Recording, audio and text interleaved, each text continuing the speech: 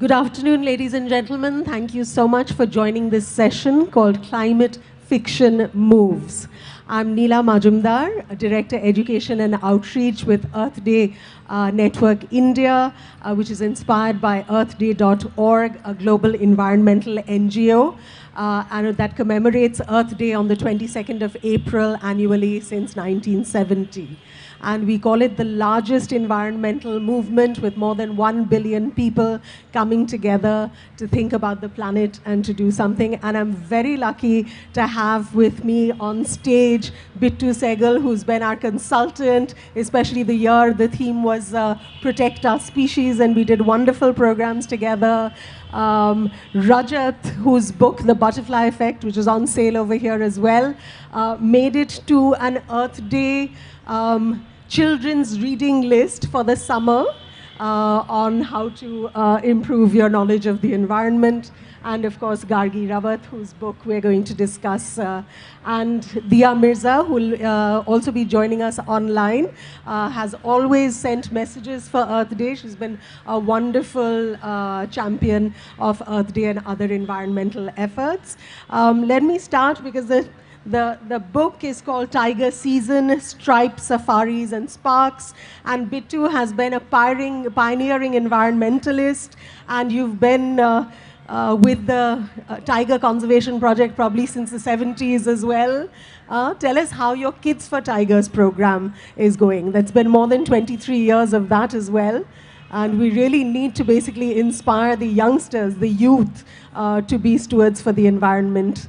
So that is how you do it. You're absolutely right. We started a long time ago, and Kids for Tigers was really started because I won't say I'd given up on my generation, but I was finding it very uphill to try and convince my generation of something that they thought not live to see.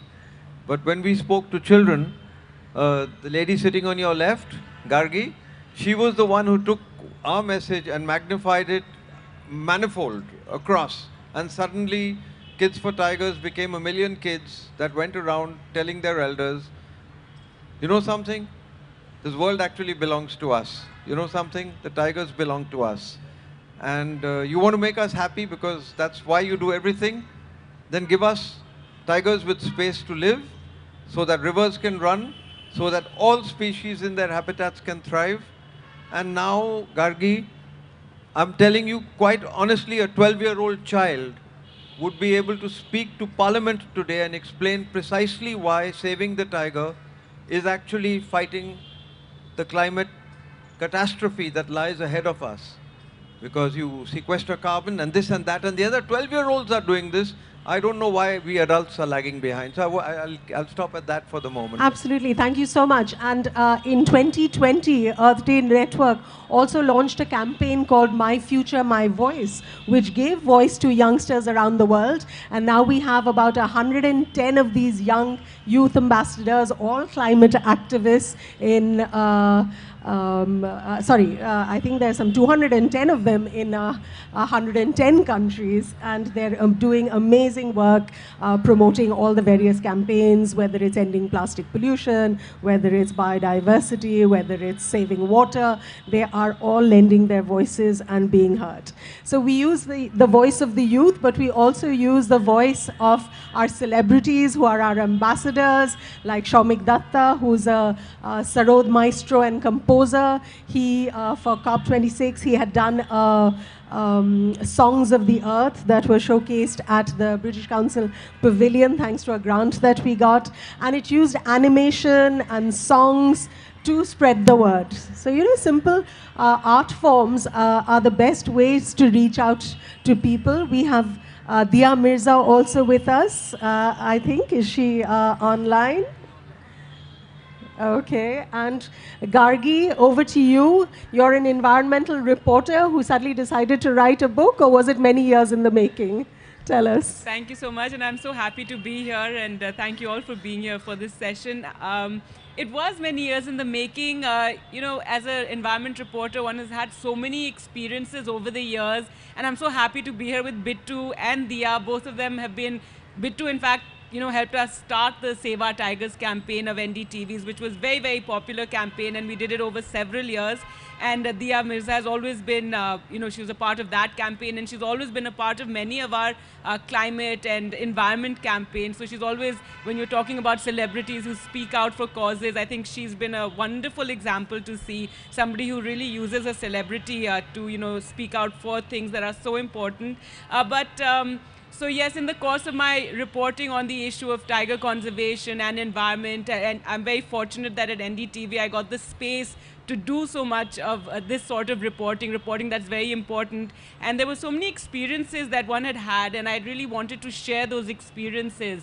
So while my book is a fiction book, I've used many of the experiences that I've had during the course of traveling to these parks, reporting on issues, speaking to locals, speaking to forest departments, speaking to conservationists and experts, and I've really tried to put that whole message across as something that I felt very strongly about when it comes to tiger conservation. I've also in the book tried to express the love for safari, for visiting our forests, because I think we're very blessed in this country to have as much forest as we do. Yes, as Bittu says, there is a crisis, and we mustn't always just sit back and think everything is okay. It's not okay. We need to do more. But at the same time, I'd see the glass is half full, because we have so many beautiful natural reserves here in Bengal as well. You have so many forested areas. You have the Sundarbans right here, and we've managed to protect them.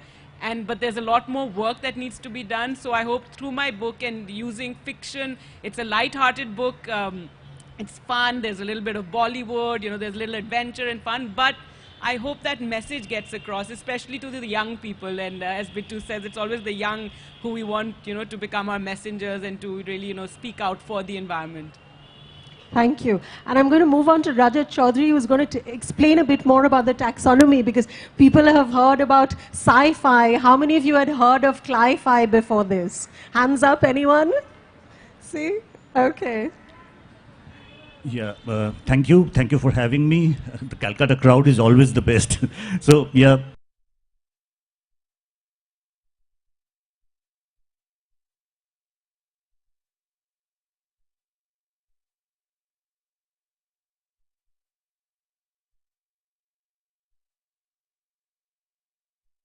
And there are various kinds of climate fiction being written, realist, fantasy, sci-fi oriented climate fiction. And it will become a bit technical if I go into the details, but there are basically two kinds of climate fiction being written. One is mitigative, where people are trying to stop climate change, and the other are adaptive narratives, where people are trying to bear on with climate change. So if you think of a movie like Snowpiercer, many of you must have watched it. It begins with a mitigative narrative, like many countries come together to pump, aerosols into the atmosphere to block off the sun's radiation. So that is a mitigative effort, but it backfires. It backfires badly, and the whole world goes into an ice age. Only a train survives, a nuclear-powered train maybe, and about 100 people are in that train, and then it becomes an adaptive narrative, how these people, bear on with this. And the train is circumnavigating the world. So that is the basic division in climate fiction. But there are other kinds of ways to look at it. Some are, denialist narratives, like Michael Crichton's work. He says that climate change is all, it's made up, it's not true, in that book. So I will go into the details later, not to take more time. Sure. And thank you, Dia, for joining us. You are a total climate crusader. Tell us some of the campaigns that you've been proud to be associated with.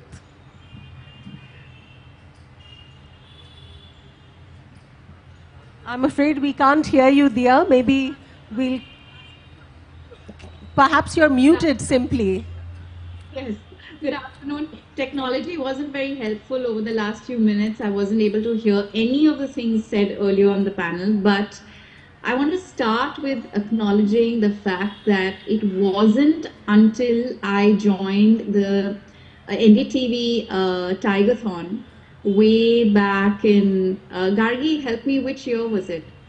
In 2006? Was yes, it? it was Six? around that time, yes, 2006, Around that 2007 time. perhaps. Yes. And I was And fortunate enough Dia, to sorry to produce. interrupt you. I just did speak about how you've been such a big part of our campaigns, not just Tiger, the Greenathon. Every time we speak about the environment, we know Dia is there, you know, to call her on, and she speaks so beautifully, and people listen to her, which is what's very important. Yes, Dia, carry on. Thank you, Gargi. So I had the privilege at the time to meet Bittu Sahgal, who I consider now my mentor, my guide, my guru. He's everything we need to make our world better. And I basically chased him for over a year, saying, I want to spend more time with you. I need to understand what's happening on the ground. I need to form a bridge between mainstream society and the incredible work that is happening in conservation in India, because I don't believe enough is being done to take what you all are doing to more people. And then finally, I think he realized that I was sincere and I really meant what I was saying I wanted to do. And he offered me his time, and he's been generous ever since.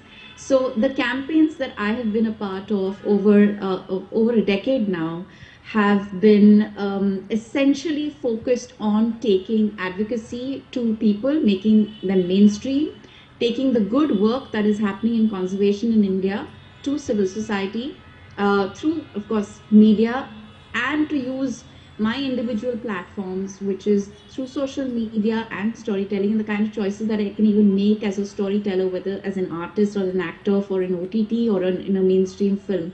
I'll explain a little better later how even in those contexts or those settings, one can further one's purpose, which is now very clear to me and has been for over a decade, that I must use my voice to advocate for the planet.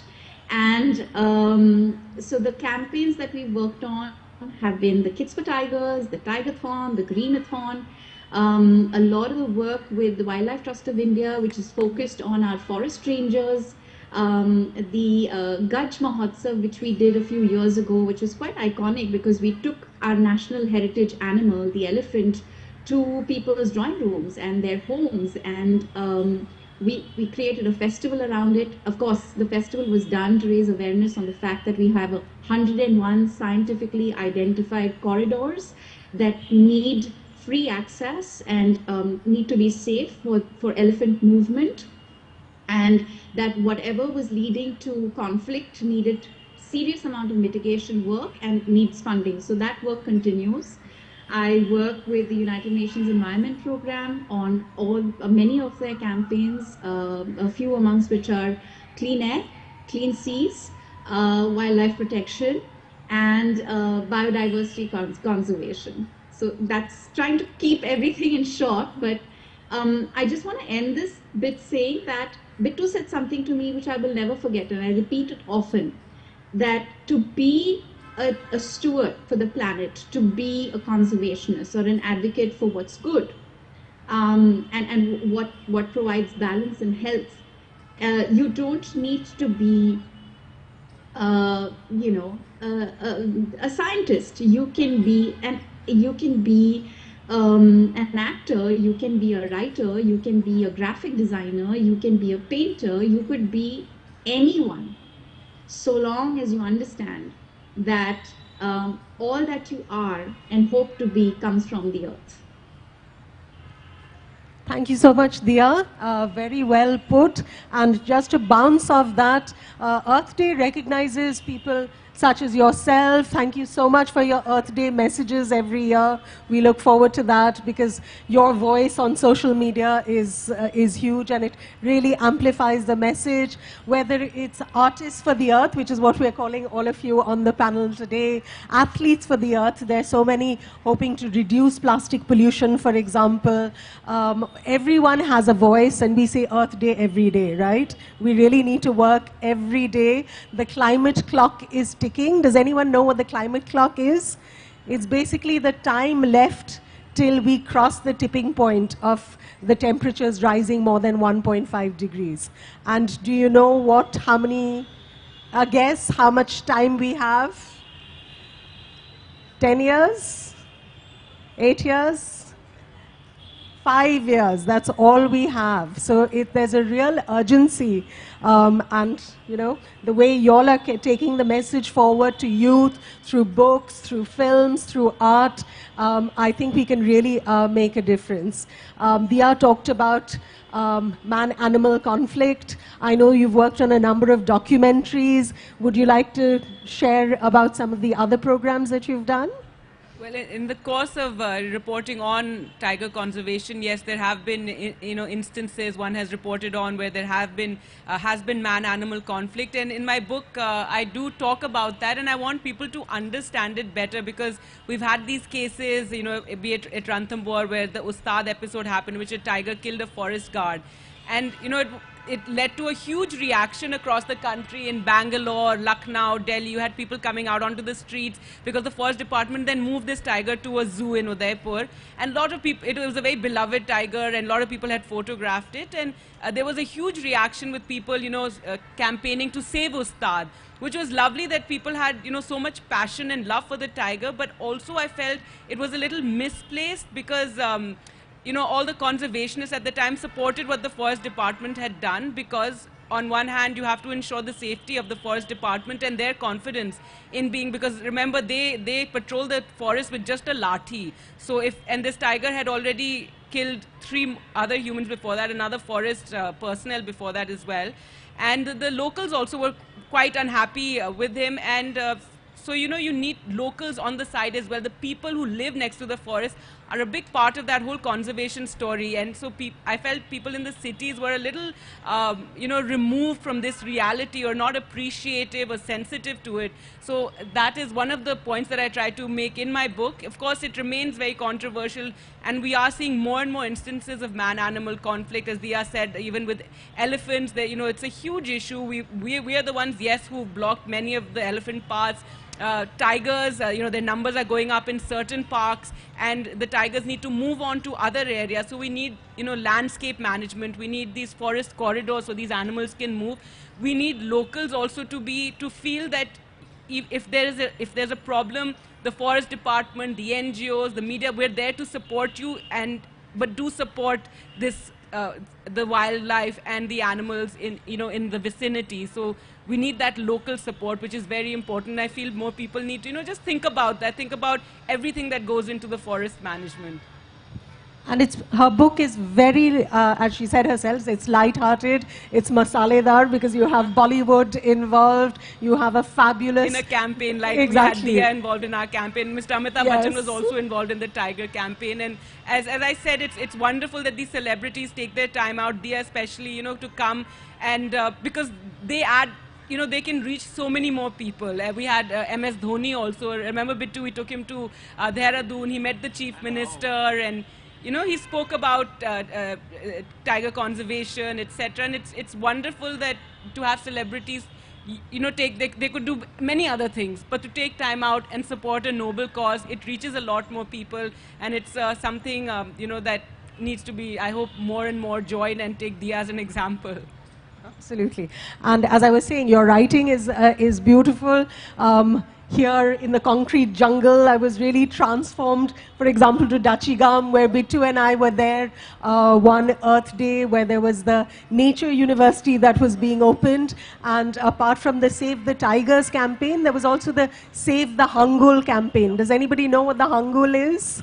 It's the Kashmiri stag, and sadly enough, in Dachigam National Park, which is their only habitat, there must be less than 300 now. Yeah. So, Bittu, why don't you tell us more about how we can help out in the conservation movement? What is our role? What is the role of media? What is the role of others?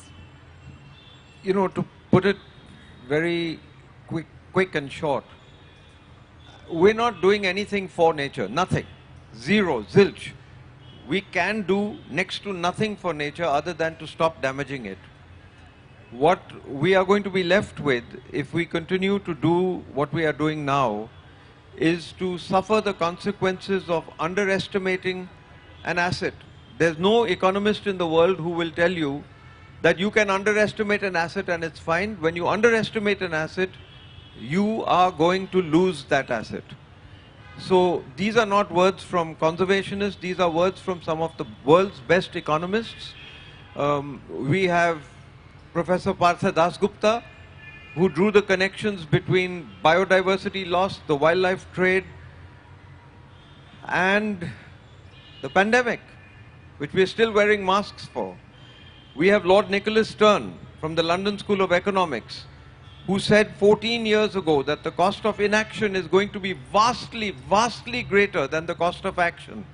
And we are paying for that now. Just the pandemic alone has paid for 15 years of inaction. It's downed us. So having said all that, the bottom line is that the economy that we use as a fig leaf to destroy assets like rivers, grasslands, wetlands, coasts, mangroves, glaciers. The economy is a wholly owned subsidiary of the biosphere.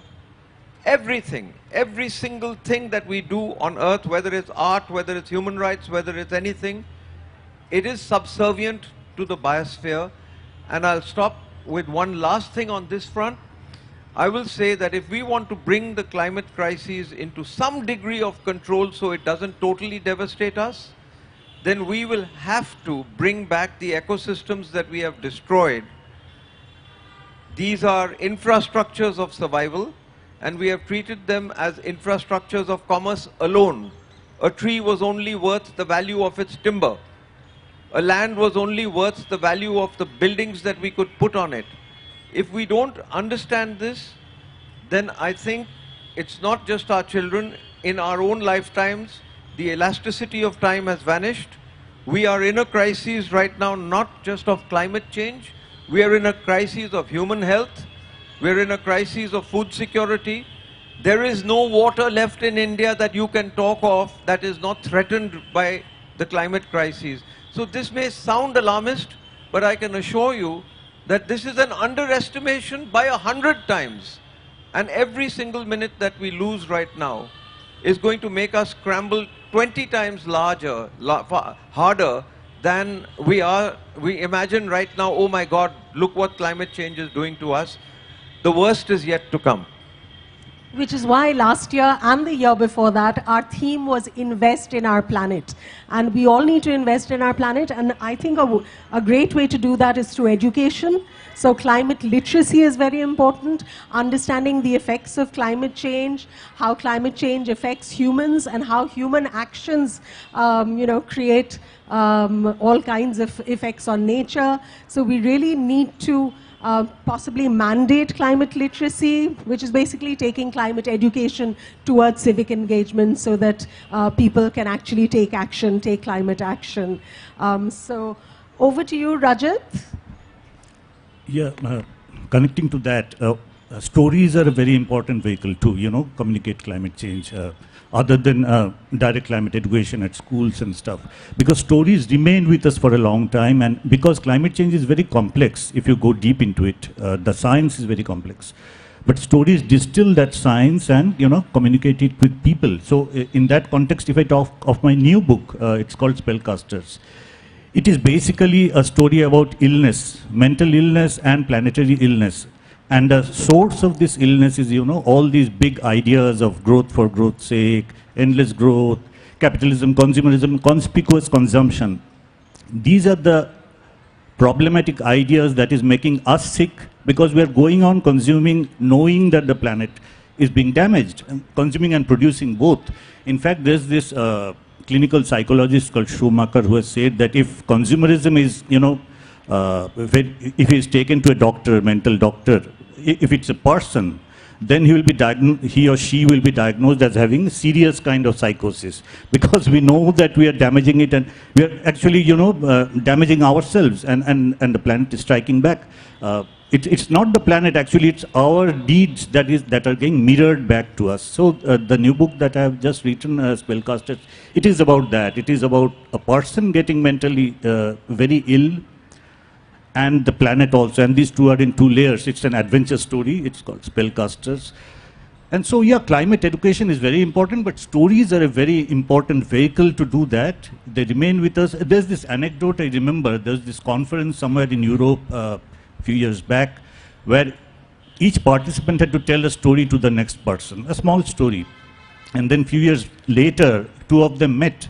They couldn't remember each other's names or their affiliations, but the story they had told each other remained with them.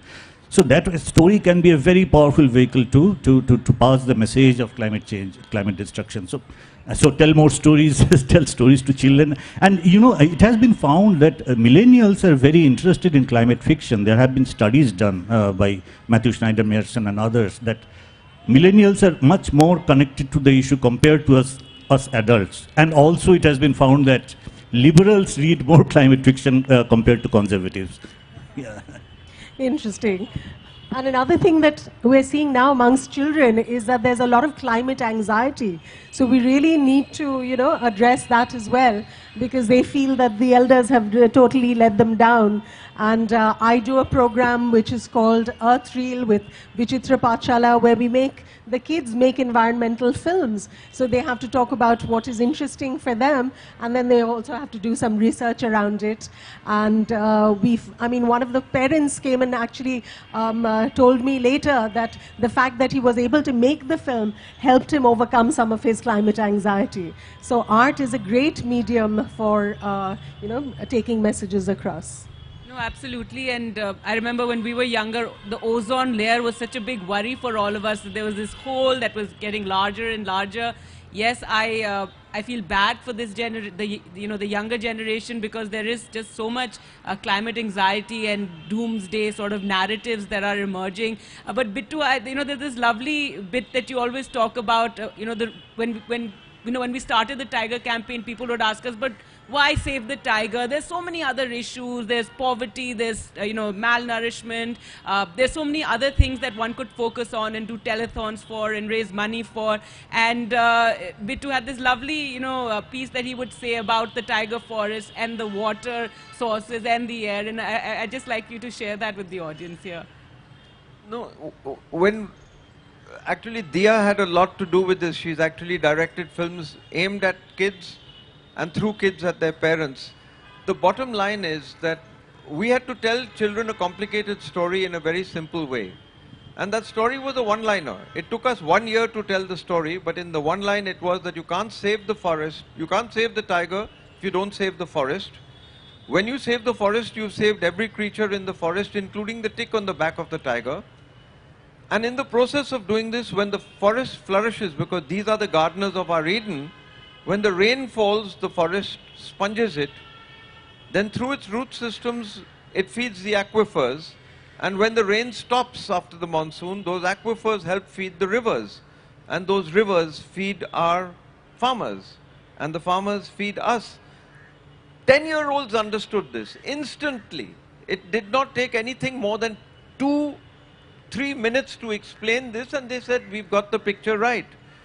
Now, how were we ever, I remember long meetings with Dia, with you. How can we tell children about a big problem without foisting ecological grief on them? So the only way we could really do that was through this one word that we call homeostasis, which is self-repairing. And we used to tell kids that, who's got a scrape on his knee or an elbow? Who's got a hurt over here? And hands would get put up and say, I said, where is it? No, it's okay now. So I said, how did that get okay? So the whole biosphere is designed with homeostasis to be self-repairing, but not if you take your cut and you start rubbing it against sandpaper, it's going to get worse. And that's what we're doing. So in essence, we went to the children, but we didn't go to the children straight off. First of all, we went up, the program Kids for Tigers was designed by educationists, not by environmentalists. And they told us, first thing was this business of traumatizing the children. The second thing they said was that, look, we're teachers, we have families too. If you're going to do something, don't expect us to spend more time. Do your homework and save us time. We'll be very happy to use English, to use geography, to use biology, to do what you do, but then you give us the stuff. And we created leadership manuals for teachers, and it's just so simple. It is so simple. The biggest problem, again with Dia we've discussed, the biggest problem that we have is the process of saving the biosphere is not going to cost that much money. The people who caused the problem are only going to choose, it would seem, those solutions that will earn them still more money. Now you cannot dig yourself out of a hole by digging deeper. We have to change attitudes. We have to also think of history. How do we want to be remembered? I know for a fact that history is written by the victors. In this case, it's going to be written by the survivors, and that's not my Buddha party. There are only two political parties in the whole world. There's the Buddha party and there's the Bacha party. And the Bacha party will be writing the history of this world. And you, my dear, are part of the Bacha party. Remember that. So is Diya. I just want to say before we go back to Diya, and Diya can add to what Bittu's just said, but also my book, it's a story of an environment journalist, and also I think it harks back to an earlier time in media in India when, you know, we had the opportunities to focus on these issues that matter.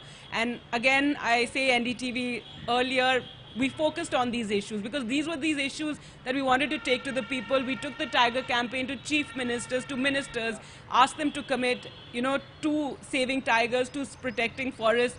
That time you could still approach ministers and speak to them and interview them. Now that does not happen anymore. It's all very opaque, I have to say. In Delhi, it's very difficult to talk to ministers. It's difficult to talk to bureaucrats. All of them have you know, disappearing messages on WhatsApp. So if you message them, they don't want to show that they're in touch with any of the media. So I think the media is an important partner in saving the environment, but I don't think those stories are getting told anymore. If you oppose projects, if you oppose certain things, you know, there's this whole narrative of you know, being anti-thing, anti-establishment, etc. So that, I just want to put that out there, that earlier at NDTV, we did a lot on these issues and it was a very nice time, and I feel right now the media is not focusing on these issues as much as it should be. Diya, anything you want to add to what Bittu was saying? Oh, there's a couple of things that come to my mind that I hope everybody in the audience can take back home with them. The first is that for those of us who've had the privilege of engaging and interacting with nature through our childhoods, and I call it a privilege because not many children growing up in urban centers have that anymore.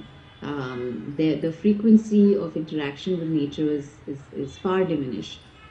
And I think one of the conscious efforts that we can all make as parents, one that I make every single day with my children, is to improve and encourage their interaction and participation with the environment. They have to spend time outdoors amidst trees and walk in and play in the soil and engage with the earth. It's so essential because in the words of Baba Diem, in the end we will only conserve that what we love, and we will only love that what we learn about.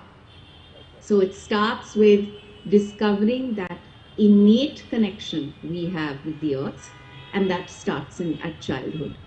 The second thing is, I totally agree that humanizing climate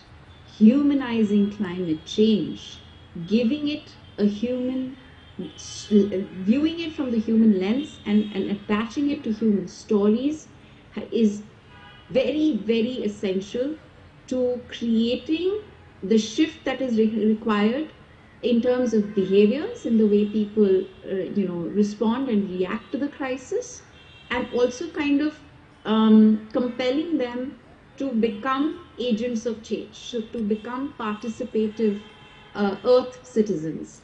And yes, all kinds of storytelling works in this. So one of the films that Bittu referred to that I directed was a film called Kids for Tigers, which is a short poem where children are speaking to grown-ups. And it's very, very evocative, and it really makes every grown-up who's watched it sit up and say, oh, okay, I get it. So if you want to know what Kids for Tigers is, all you have to do is watch that film and you know what it's all about. But so all kinds of storytelling, whether it is through fiction, whether it is through non-fiction, whether it is in forms of vignettes, in pictorials. So how powerful have images been in helping people understand statistics and data, right?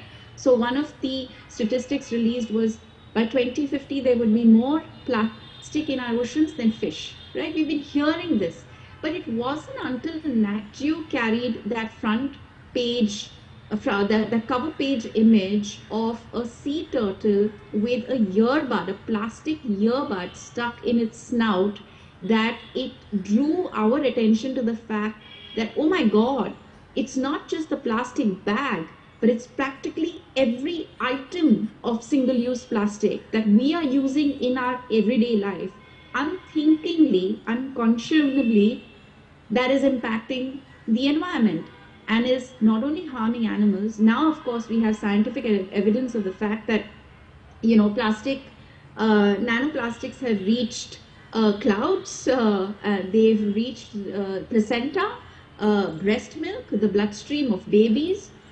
Now, I can find many ways to convey this science to people.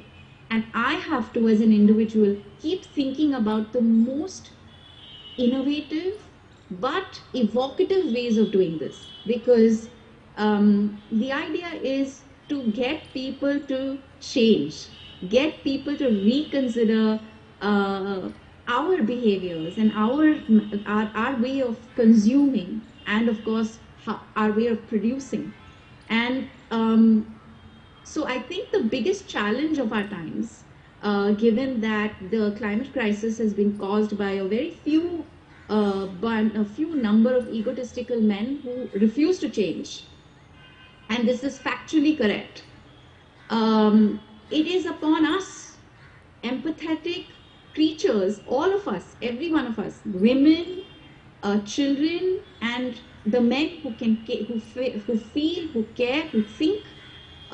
Every one of us has to become agents of change, and we need to find evocative and compelling ways to communicate and reach out to one another and change one another. And I don't think there's been a more powerful precedent than the one in which individuals have chosen to make better choices, and now through the scope that social media offers you, are sharing that with people. So Gargi, you must be following so many of these accounts, right? Of seeing these women, homemakers, professionals, women from all spheres of society across the country and the world, who are making more sustainable choices, who are sharing the sustainable, solutions they're discovering and the way they're living in their homes, and raising their children, and the kind of lives they're choosing to live. And we know so many of them who we recognize every day and say, wow, this is exactly what we need. So whether it's, stories on waste segregation, or creation of cleaning agents by making your own bioenzymes, or just asking the simple question, where is this coming from? And in what form is it going to go back to the earth? And is this healthy? Is this truly healthy and safe? And then, of course, I think that it is so unfortunate that environment is not a part of vote bank politics. We have to center the triple planetary crisis. It has to have more attention, and herein lies the problem. I really feel that the media is doing a huge disservice by not including this in the demand for the electoral process, in the demand for what these individuals stand for. Why is the environment not a part of, and the most important part of, every candidate? It has to be. Because if we don't clean up our air, if we don't clean up our water, if we don't clean up our food, and if we don't regulate our climate, we have nothing. We're sick already. We're just going to get worse. And what's worse is that, it really will be too late. Because if the focus remains on everything else that it is on right now, which is just pure distraction from the real issue, nothing's going to change. So I think everybody in this room needs to go away and kind of find a way to ensure that whoever is asking for your vote includes climate action in their manifesto. They have to tell you how they intend to clean up your neighborhood, your city, your country, and how they are going to stabilize the climate. Thank you. Wonderful words, Dia. Applause from the audience for you. Thank you so much. Should we now open it up to the audience for questions?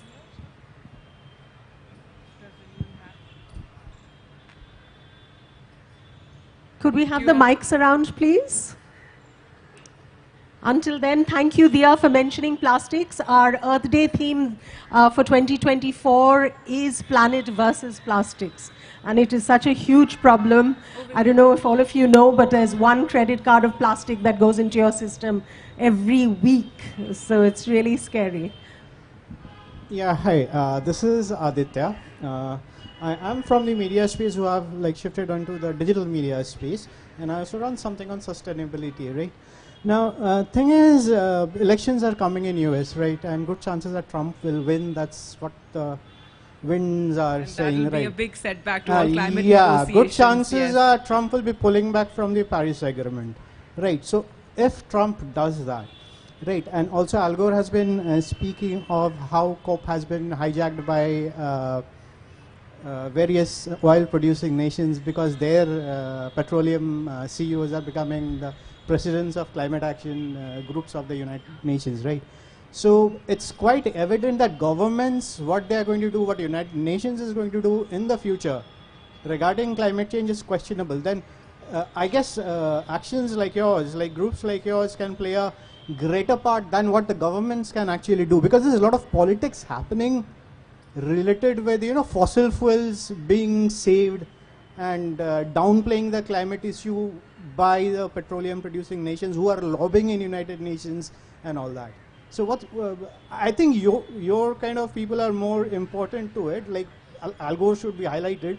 So just a few thoughts on that, maybe government versus I think that's fairly newsy, but and probably more questions as well. But no, absolutely, I think everybody in the climate space and environment space shares that concern. How much of our climate negotiations hinge on the U.S.? The U.S. only came back to the climate negotiations after Biden took over, and yes, end of the year, let's see how those elections go and how. I mean, it boggles the mind that right now the world is experiencing 2 wars as well. Here we're talking about, consuming less and reducing our carbon footprint, and here we have bombs going off in 1 part of the world, 2 parts of the world, and you can't imagine what the sort of, CO2 emissions and the general emissions are there. So it's a crazy world right now, frankly speaking. I don't know what to say. We can all just do our little bits.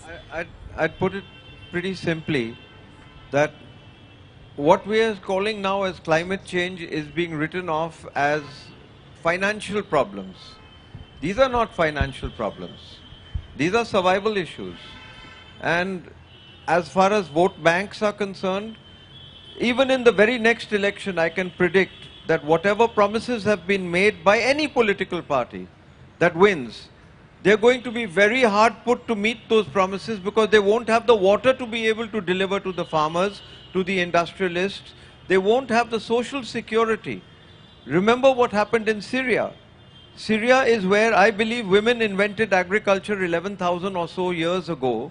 It took 4 consecutive droughts plus a lot of bad land management, and it created a change in the whole picture for Europe. So we are really facing something vastly different. So here, first of all, Gargi, Dia, you guys are a force of nature, okay? I can promise you this, that the age of men running the world is over already. It is over already because they've got the wrong end of the stick. There's too much testosterone, there's too much bigger, faster, bigger, better. It's not that. Even a tigress knows that I have a greater investment in tomorrow. She's the one who chooses which tiger to produce a new generation with. So women have a much, much greater investment in the future than men do today. And that is a reality. That's not just something to say because I like you guys and you guys are this. That's one. I'll be very quick with the rest. We have every chance of solving this problem. Why are we using the tiger? It's the best brand ambassador in the world. The polar bear is a hugely beautiful brand ambassador. We are not using it properly. And I would say that here, living in Calcutta, we are sitting down here on a fest. Every one of us should go back today and sit quietly and say the word Sundarbans 5 times silently to ourselves. If it wasn't for the Sundarbans, Calcutta would be dead by now.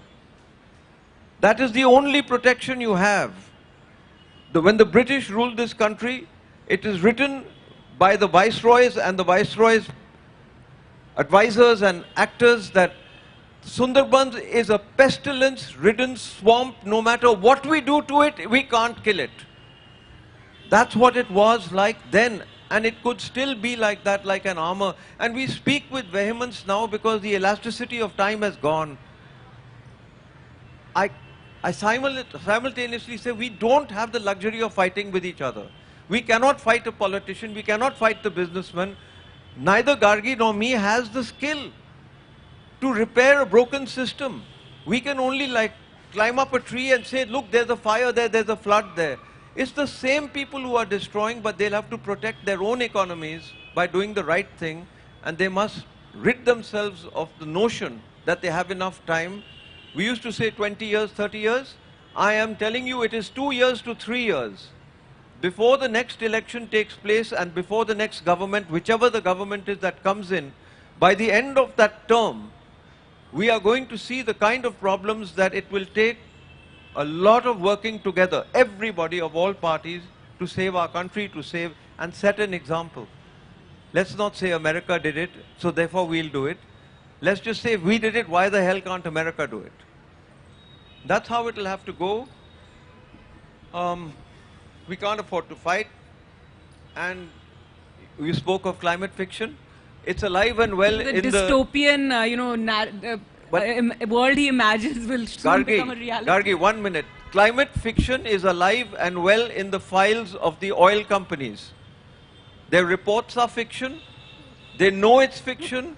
And they have completely and absolutely dominated the media to perpetrate and to perpetuate that fiction.